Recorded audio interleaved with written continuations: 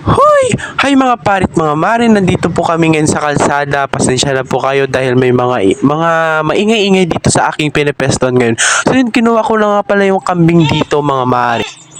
At mga mare, mga pare, at kasama ko pala dito yung ate ko at siya nagbibideo sa akin. At kasama pala namin dito si Totoy. Ay nako, mga pare, kinuha ko ng kambing namin at so nilagay ko muna dito yung kambing namin at papunta na nga pala kami dun sa pupuntahan namin guys. Ayun na nga mga pare, kasama pala namin dito yung aso namin, pangalan niya ay Batik. Alam niyo ba mga mare, nadapa pala ako dito yung isang araw. Buti na lang hindi ako nasaktan, kunting galos lang.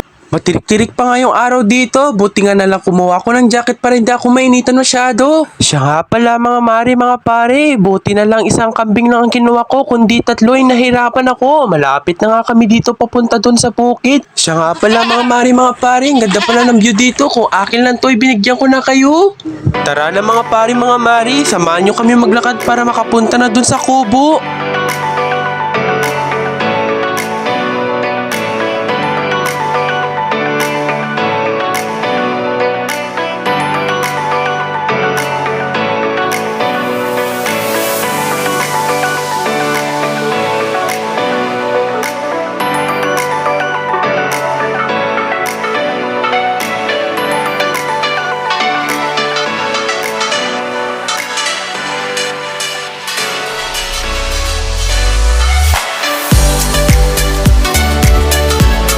Mga mare, mga pare, nandito na pala kami sa bukid at inayos ko na nga pala itong mga dinala namin. At alam nyo ba mga pare, sa sobrang dumi dito ay kami maglilinis. Pasensya na po mga mare, mga pare, kung ganito ang boses ko kasi nahirapan na ako. Nagwalis na nga ako dito upang may latag na namin ang aming mga dalhin. Alam nyo ba mga mare, pare, nakakawalis pa lang kahoy ang pinagwawalis ng aking ate. Tignan nyo naman ang aming kubo, butas-butas na, kaya ayusin namin yan.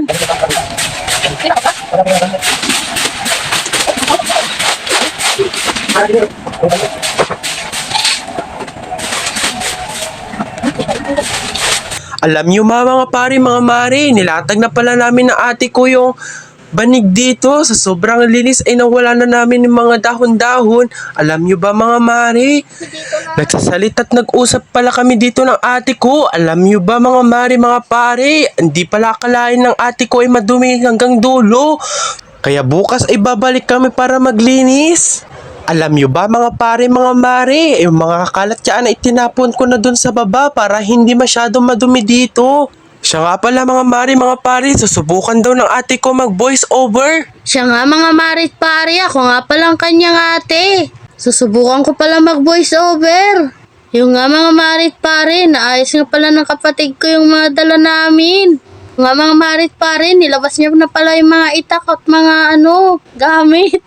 Yung nga, hinati niya ng karton para may pangsabin kami. Alam nyo ba mga mare, dito nga pala kami nakatira noon. Pero hindi ito ang aming bahay, ito lamang ang aming kubo. Kaso yung kubo namin ay sira-sira na, kaya ngayon ay aayusin namin. At pinuntahan ko na nga ang aking kapatid para ako nang magpagpag para matanggal na ang mga dumi-dumi yung pinagbahayan ng anay. Naalala ko nga pala mare, dami namin tanim dito na gulay noon. Kaso ngayon, di na kami nagtatanim ng gulay, kundi palay na lang. Dahil wala na kasi si Papa dito, nasa Baguio na siya nagtatrabaho. Sa susunod na buwan nga pala mga mare, ay taniman na naman ng palay. Kaya naayos namin ang kubo para may tambayan kami. Ang kapatid ko nga pala mga mare at pare, inalis niya na yung mga gamit sa loob para malinis niya na doon. Tinanggal ko na nga pala yung mga dahon-dahon dito mga mare para malinis. Kaya pala namin nililinis to mga mare para pagdating ni Papa ay wala na siyang gagawin. Kasi mga mare, nung nakaraang araw ay balak niya pumunta dito sa bukid para maglinis at ayusin kanyang kubo. Ito na nga pala ang loob ng kubo mga mare at pare, puro butas-butas. At ang dami ng anay mga mare at pare. Ito na nga pala yung mga damit mga mare, tatanggalin namin to ng aking kapatid.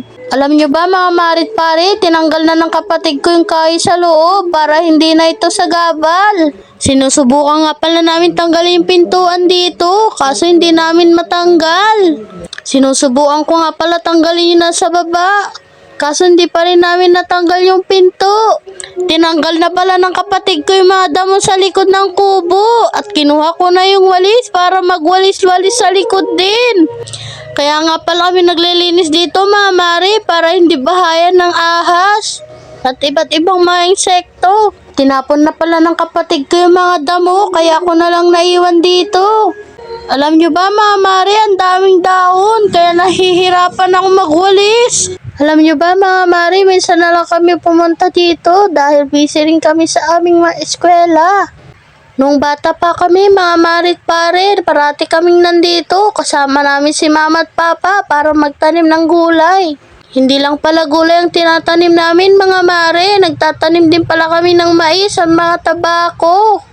Ang ganda nga dito mga mare dahil tahimik lang at sariwang hangin. Baka sa susunod na taon mga mare dito na ako manirahan dahil tahimik.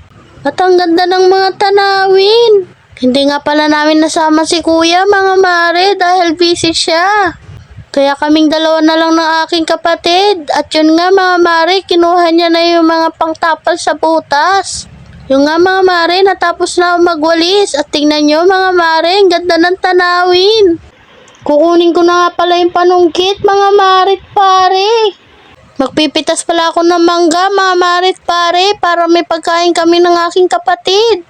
Sayang yung mga mangga mga mare at pare dahil nahuhulog lang. Yun na nga mga mare, nagpipitas na ako ng mangga. Manggang piko nga palang tawag dito mga mare. Feeling ko tuloy mga mare at pare, ang tangkad ko dito dahil nabot ko yung manggang nasa taas. Noon nga pala mga mare at pare, may bayabas dito noon katabi netong piko na to. Kaya noong bata kami mga mare at pare, madalas kaming nandito dahil sa bayabas. Hindi lang pala bayabas yung kinukuha namin dito mga mare. Madami pa palang iba't ibang prutas gaya ng mga guyabano at kayumito. Yung nga mga mare at pare, tapos na akong magpita. Siguro naman kasya na itong manggang nakuha ko sa aming magkapatid. Yung nga mga mare, tingnan niyo yung kapatid ko. Hinahati niya yung kawayan para ilagay niya dun sa butas malapit sa pinto. Alam niyo mga mare, ang hirap pala mag voice over. Ito nga pala yung kauna-unahan naming vlog ng aking kapatid mga mare. Sana suportahan niyo po kami hanggang dulo. Sa susunod mga mare, pagbubutihan pa po namin ng aming mga video ng aking kapatid. Sana po ay wag po kayong magsawang suportahan po ang aming mga video. Hinarangan na pala ng kapatid ko yung butas mga mare para hindi po pumasok yung mga aso at mga manok sa loob. Alam nyo ba mga mare, ang saya po tumira dito sa bukid. Minsan po dito po kami nagbabanding. Kami pong tatlong magkakapatid. Alam nyo ba mga mare, kaya kami nag-vlog para may pakita namin sa inyo kung gaano kaganda dito sa bukid namin. May ilog din pala dito mga mare kung saan dito kami kumukuha ng ulam namin noong mga bata pa kami. Kaso ngayon mga mare, medyo madumi na siya dahil hindi to nalilinisan. Sa susunod na aming mga vlog mga mare, papakita namin sa inyo kung saan banda yung ilog dito sa amin. Yung nga mga mare, patapos na yung ginagawa ng kapatid ko. Ang susunod na gagawin niya mga mare, magtatapal na siya sa loob. Yung nga mga mare, naayos ko na naman yung pinto, sinusubukan ko ulit tanggalin. Kaso sobrang hirap talaga, hindi ko talaga siya matanggal mga mare. Kaya kinuha ko na yung mga pangtapal mga mare. Yung pala yung kapatid ko mga mare, tinatapalan niya na yung mga butas. Pagkatapos niya pala tapalan yung mga butas mga mare, lumabas na siya. Ito nga pala yung kinalabasan mga mare, ang ganda na ng kubo. Ang ganda na ng kubo mga mare. Ito na pala yung resulta. Ang aliwalas niya na mga pare. Hindi katulad kanina mga mare. Ang dumi-dumi. Ngayon mga mare, pwede na siyang tambayan o tulugan. Pwede na tayong hindi umuwi mga mare. Sa wakas natapos din mga mare. Dahil nga mga mare, lumabas na po kami ng kapatid ko at tinignan namin sa labas kung may nakikita pang butas. Ayun nga mga mare, may nakikita pa ako, kaya babalik po kami bukas para ayusin ulit. Ayun nga mga mare, pumunta na kami ng kapatid ko doon sa kuhaan ng native na mangga. Ito nga pala yung request ng aming nanay mga mare.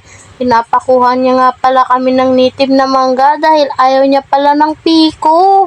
At may nakita na nga agad yung kapatid ko, mga mare. Talas talaga ng mata neto. Kunti lang pala yung nakuha naming native na mangga, mga mare, dahil nabenta na pala ito ni Papa. Kaya tinitingnan namin, mga mare, kung may mga nakasingit-singit pang natira. Ayun nga, mga mare, sinatsaga talaga ng kapatid kong maghanap para kay Mama. Yung nga, mga mare at pare, tapos na kami kumuha ng mangga at may nakita yung kapatid ko na Chinese na malunggay. Kaya kumuha siya, mga mare, tatanim niya daw sa bakod namin. Umakyat na pala yung kapatid ko, mga mare. Kaso bumaba ulit, mga mare, dahil may nakalimutan siya. Di niya pala nakuha yung napitas naming mangga. Tinitignan niya pala banda dito, mga mare, kung may nakasingit na mangga dito.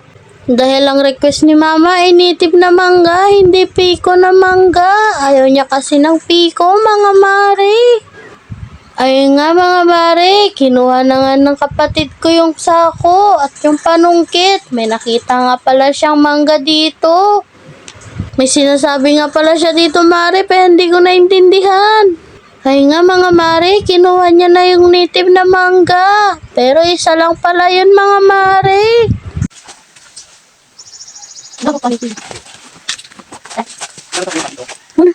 Ay nga pala, mga mare, nag-uusap kami ng kapatid ko dyan at umakyat na rin siya, mga mare.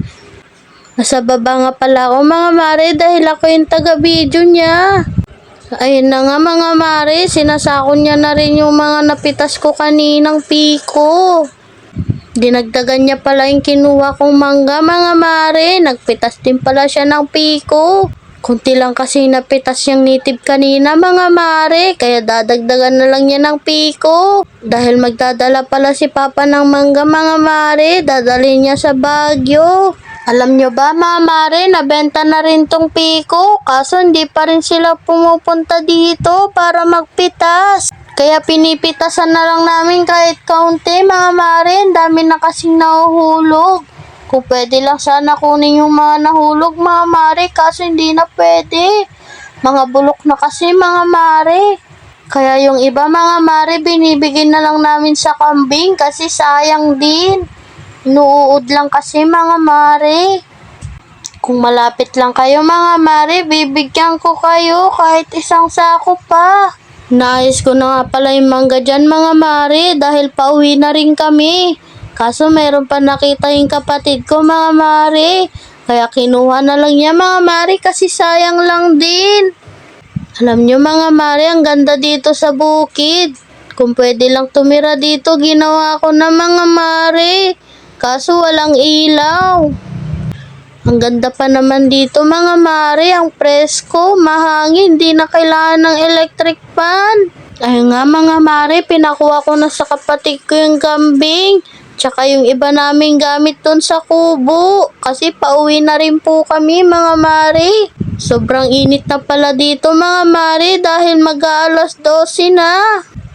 Ang ganda na nga pala yung tanawin dito, mga mare, dahil sobrang aliwanas, mga mare. Napakatahimik dito, mga mare. Yung pala, mga mare, pauwi na pala kami ng kapatid ko. Sa susunod na vlog namin, mga mare, pupunta talaga tayo sa ilog para makita nyo ang kagandahan doon. Ayun na nga, mga mare, pauwi na pala kami. Hanggang dito na lang, mga mare, paalam!